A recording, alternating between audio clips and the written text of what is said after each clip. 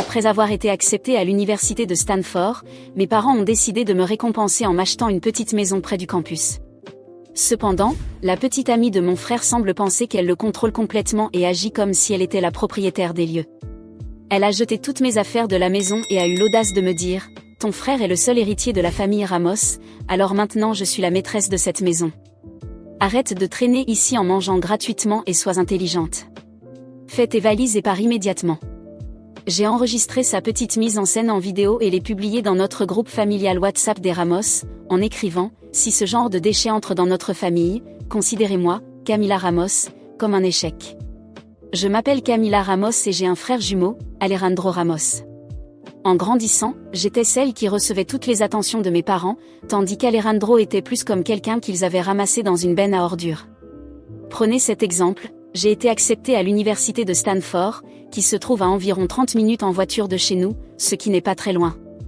Mes parents ont fait des efforts et m'ont acheté une petite maison près du campus pour que je puisse avoir mon propre espace privé sans avoir à m'inquiéter des colocataires bruyants. Il se trouve qu'Alejandro a également été accepté à Stanford, mais pour lui, mes parents ont dit « Les garçons sont bien dans les dortoirs, pas besoin d'espace privé, pas de complications. » Alejandro m'a pratiquement supplié les larmes aux yeux, et comme j'ai une affection particulière pour lui, j'ai accepté de lui laisser une chambre dans la maison. Bien que mes parents m'aient acheté la maison, je préférais toujours vivre dans les dortoirs avec mes amis, alors je suis restée sur le campus. Mes parents ne restaient dans la maison que quelques nuits lorsqu'ils venaient me rendre visite, à moi et à Alejandro. Aujourd'hui, j'ai reçu un appel de livraison disant que mon colis était arrivé et avait été laissé devant la porte d'entrée. C'est alors que j'ai réalisé que j'avais mis par erreur l'adresse de la maison au lieu de celle de mon dortoir. Comme je n'avais pas de cours l'après-midi, j'ai décidé de marcher jusqu'à la maison pour le récupérer. La maison n'était pas loin, à seulement 10 minutes à pied. Debout devant la porte, j'ai pensé que puisque j'étais là, je pourrais y passer la nuit et retourner sur le campus demain. Confiant, j'ai entré le code d'accès, mais il était incorrect. Sans y penser, j'ai essayé à nouveau. Après 3 tentatives infructueuses, toutes incorrectes, j'ai su que quelque chose n'allait pas. J'ai pris une photo du message d'erreur et l'ai envoyé dans le groupe familial des Ramos. Avant que je ne puisse écrire un message, Alejandro a appelé. La serrure est-elle cassée ou quelque chose comme ça? Pourquoi continue-t-elle d'afficher un mot de passe incorrect, ai-je demandé, frustré. Alejandro a hésité de l'autre côté de la ligne, semblant nerveux. Sœur, maman et papa ne sont pas en visite. Pourquoi es-tu soudainement à la maison? Il faisait une chaleur écrasante dehors et je commençais à m'énerver. Quel est le problème? Que se passe-t-il avec la serrure? Tu as changé le code? Sœur, ne te fâche pas. Nous étions sur le point de terminer le cours. Nous serons là dans quelques minutes. Attends un peu. Clairement terrifié à l'idée que je perde mon calme, Alejandro a raccroché précipitamment. Quel est le problème? Il aurait pu simplement me donner le nouveau code, ai-je pensé, agacé, en attendant Alejandro à l'ombre. 15 minutes plus tard, Alejandro est arrivé en courant, et j'ai remarqué qu'une fille le suivait à un rythme détendu. Voilà pourquoi il avait dit « nous ». Il sortait avec quelqu'un.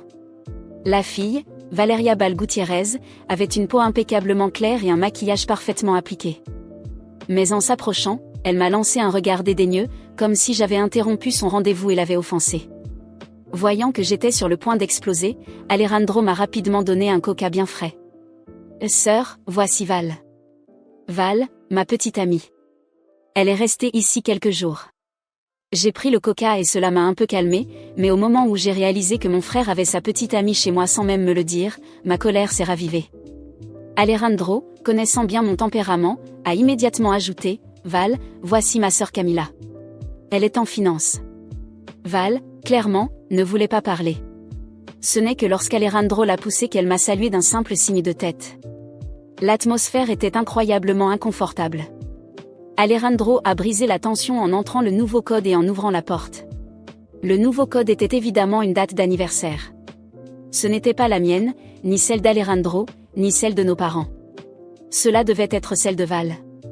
J'avais moi-même mis l'ancien code, mais apparemment Val l'avait trouvé trop compliqué et avait demandé à Alejandro de le changer pour son anniversaire.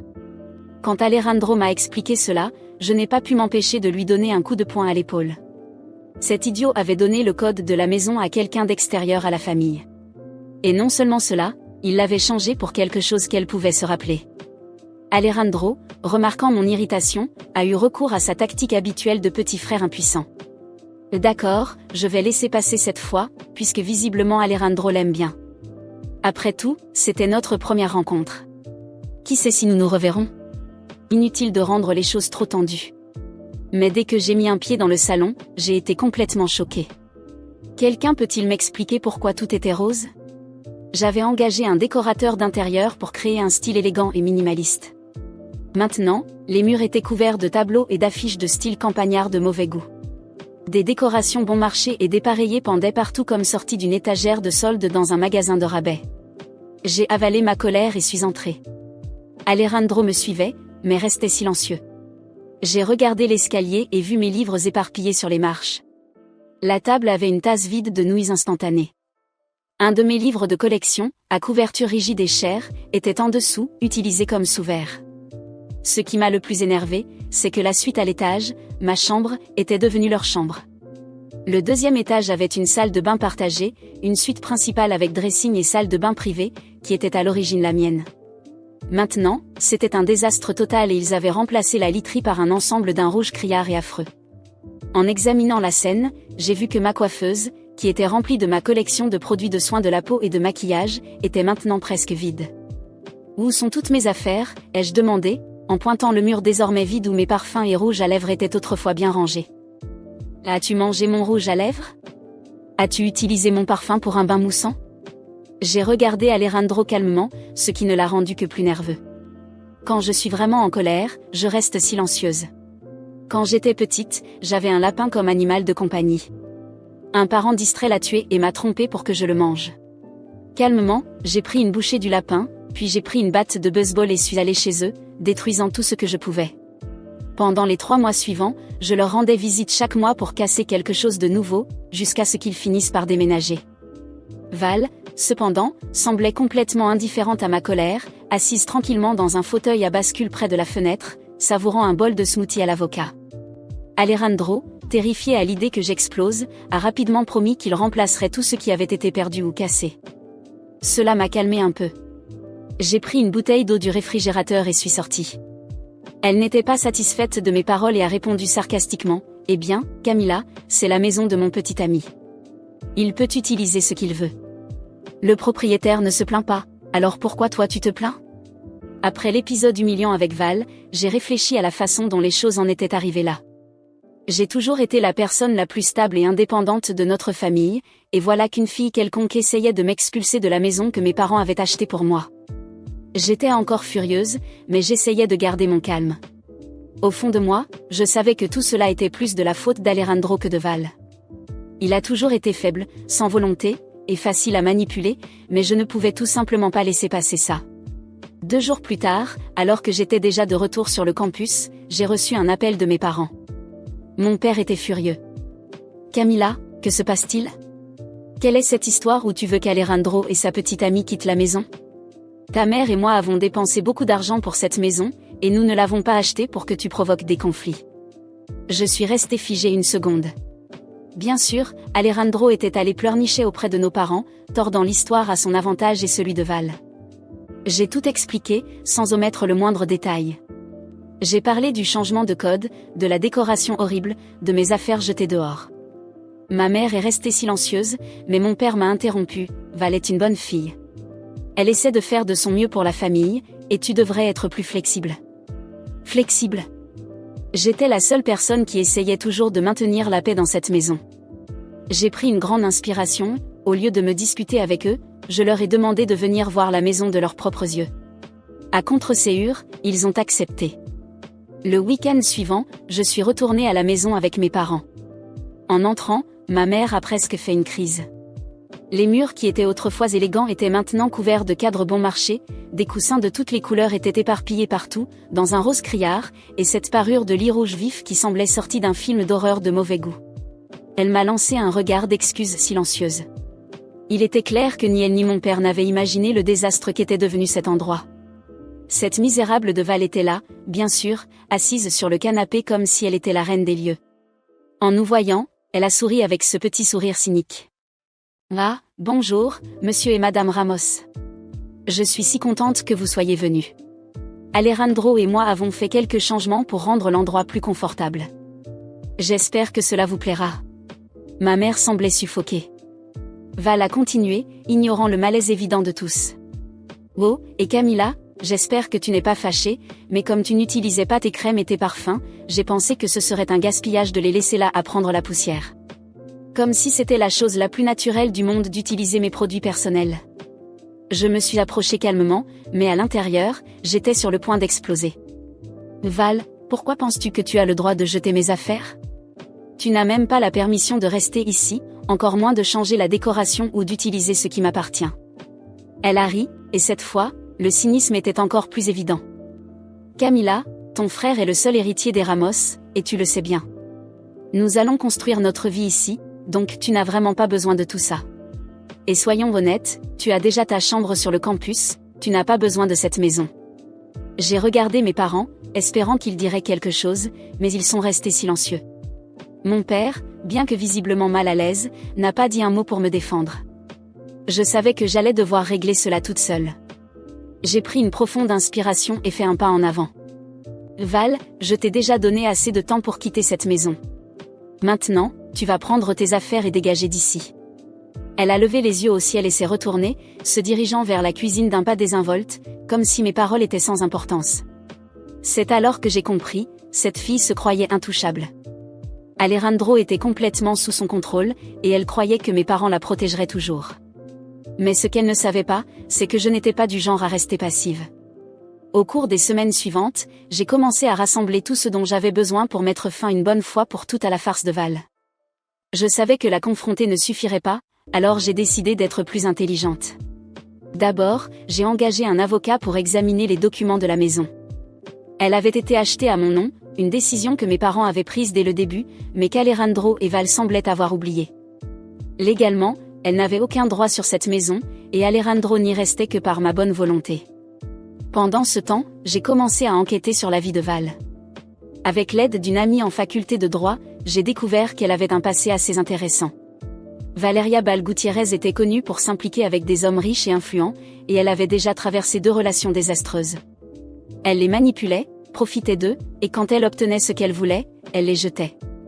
Mais ce qui m'a rendue encore plus furieuse, c'est de découvrir que, pendant qu'elle était avec Alejandro, Val continuait de voir son ex-petit ami, un homme d'affaires plus âgé et marié. C'était l'occasion parfaite. J'ai enregistré une vidéo montrant les conversations entre Val et cet homme d'affaires, prouvant qu'elle trompait Alejandro, et je l'ai envoyé directement à Alejandro. En quelques heures, il m'a appelé, dévasté, suppliant que je ne dise rien à nos parents. Il était anéanti, mais je n'allais pas m'arrêter là. La semaine suivante, Val a été expulsée de la maison par une notification judiciaire que mon avocat avait préparée. Elle a tenté de faire un scandale, criant et menaçant de poursuivre la famille, mais j'étais prête. Je lui ai montré les papiers de la maison et lui ai clairement fait savoir que, si elle ne partait pas immédiatement, j'appellerais la police pour intrusion. Avec une expression de choc et de haine, elle a finalement fait ses valises et est partie. Alejandro était dévasté, mais je n'avais aucune pitié. Il devait apprendre à mieux contrôler sa vie et à ne pas se laisser manipuler. Mes parents, après avoir vu les preuves de la trahison, se sont excusés de m'avoir fait confiance et de ne pas m'avoir écouté dès le début. J'ai accepté leurs excuses, mais j'ai bien précisé que plus jamais je ne permettrai à quelqu'un de tenter de prendre ce qui m'appartient. Quand tout fut terminé, je me suis assise dans la maison, enfin propre et restaurée dans son style d'origine. J'ai ressenti une sensation de victoire, mais aussi de tristesse. Cela avait été une guerre inutile, mais au moins, désormais, tout le monde savait que je ne me laisserais pas abattre par qui que ce soit. Après cet appel fatidique d'Alejandro, j'ai réalisé que j'étais au bord de l'épuisement. Pendant des mois, je me suis forcée à croire que les choses étaient enfin sous contrôle, que je pouvais continuer ma vie sans que les drames des autres ne m'entraînent vers le bas. Mais une fois de plus, Val a réussi à tout chambouler. Enceinte d'Alejandro. La nouvelle m'a frappée comme une vague inattendue, brisant le calme que j'avais réussi à construire. Les jours suivants, c'était comme si un brouillard couvrait mon quotidien. J'allais en cours, j'assistais aux conférences, mais mon esprit était ailleurs, en train de traiter la situation. Val, la même femme qui avait déjà détruit ma maison et mon environnement, était maintenant sur le point de devenir une présence constante dans la vie de ma famille. Et, comme si cela ne suffisait pas, elle revendiquait quelque chose qui ne pourrait jamais lui appartenir, la moitié de la maison que mes parents avaient achetée pour moi. Alejandro, encore une fois, était à la merci des manipulations de Val. Il m'a dit que le processus avait déjà commencé. Val, avec toute son astuce, n'a pas perdu de temps. Elle l'a rejeté, comme on se débarrasse d'un vieux jouet, et s'est concentrée uniquement sur l'argent. Ce qui importait maintenant pour elle, c'était de garantir la pension, ce qu'elle a, bien sûr, obtenu. Le test ADN a confirmé que l'enfant était bien d'Alejandro, et il s'est retrouvé piégé dans une situation dont il ne pourrait jamais sortir sans se sacrifier financièrement. Malgré la colère que je ressentais face à toute cette situation, je me suis forcée à rester à l'écart. Chaque partie de moi voulait crier, la confronter à nouveau, montrer à Val qu'elle ne gagnerait pas cette fois. Mais je me suis alors souvenu d'une leçon importante, j'avais déjà fait assez. J'avais déjà mené ces batailles. Ce n'était pas ma responsabilité de corriger les erreurs d'Alejandro. Le procès a été long et épuisant. Val, avec son style calculateur, a exigé chaque centime qu'elle pouvait soutirer d'Alejandro, affirmant que l'enfant avait droit à tout ce qu'il pouvait offrir. Alejandro, quant à lui, était dévasté, non seulement par la situation, mais aussi par le fait qu'il s'était fait manipuler depuis le début. Il a essayé de me parler plusieurs fois, demandant de l'aide, des conseils, mais ma réponse a toujours été la même, ce n'est plus mon problème. Pendant ce temps, je me concentrais entièrement sur mes études. Je savais que c'était le seul chemin qui me mènerait loin de ce chaos. J'ai commencé à m'appliquer davantage dans mes cours, à me dévouer à mes projets. J'ai commencé à construire une vie qui n'appartenait qu'à moi, sans l'ombre des erreurs d'Alejandro ou des manipulations de Val. Les mois qui ont suivi le procès ont été un mélange de libération et de solitude. Couper les liens avec tout le monde n'a pas été facile. Mes parents étaient déçus, principalement parce qu'ils voulaient garder la famille unie d'une manière ou d'une autre, mais je ne pouvais plus me permettre de rester au milieu du champ de bataille entre Alejandro et Val. Ils ont insisté pour que je reconsidère, en essayant de me rappeler que la famille, c'est la famille, mais j'avais dépassé ce stade. J'avais des préoccupations réelles, et je ne pouvais plus continuer à me sacrifier pour les erreurs des autres. Alors, le jour de ma remise de diplôme, alors que je traversais la Seine pour recevoir mon diplôme, j'ai ressenti quelque chose que je n'avais pas ressenti depuis longtemps, la paix. La véritable paix, pas celle qui vient après une dispute, mais celle qui naît lorsque vous choisissez de vous éloigner de ce qui vous fait du mal. J'avais terminé mes études, j'avais mes propres réussites, et je n'avais plus à m'inquiéter des drames des autres. Après la cérémonie, mes parents sont venus me féliciter. Ils essayaient encore de réparer ce qu'il restait de notre relation, mais j'ai réalisé que, malgré tout leur amour, j'avais besoin de suivre un chemin différent. « Je suis fière de toi », m'a dit ma mère les yeux pleins de larmes, mais j'ai vu le doute dans son regard. Elle savait que les choses ne seraient plus jamais les mêmes entre nous. Le cycle d'interférence et d'attente s'était finalement brisé, et j'étais prête à aller de l'avant. Je suis partie de la maison et j'ai emménagé seule, dans un petit appartement simple, mais qui m'appartenait entièrement. J'ai laissé la maison derrière moi, avec les fantômes du passé qui habitaient ses murs. Alejandro ? Je n'avais plus de contact avec lui. Il est resté piégé dans la situation avec Val, qui se consacrait désormais à lui soutirer chaque centime possible à travers la pension. Quant à moi, j'ai continué ma route sans regarder en arrière. Il fut un temps où je me sentais responsable des autres, croyant que, d'une manière ou d'une autre, je pourrais résoudre les problèmes de tout le monde. Mais la vérité, c'est que la vie est bien trop courte pour porter les bagages des autres. J'avais mes propres batailles à mener, mes propres réussites à atteindre. Et si Alejandro voulait continuer à commettre les mêmes erreurs, il resterait pris dans sa propre toile. J'ai appris que je ne pouvais pas être responsable de la stupidité des autres.